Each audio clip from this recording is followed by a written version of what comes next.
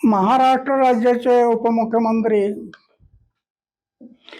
अजित पवार यांचे विमान अपघातामध्ये जे दुर्दैवी निधन झाले याबद्दल शब्दाने सांगता येत नाही. अचानकपणे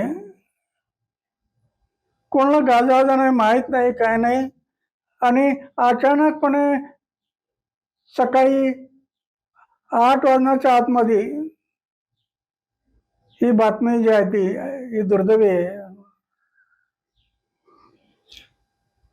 दुर्दैव आहे.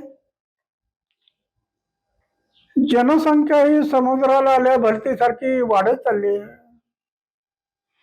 पण त्यातली अजित पवारांसारखी माणसं जी हरवत चालली आहे ही या देशाची, समाजाची फार मोठी हानी आहे, असं माझं मत आहे.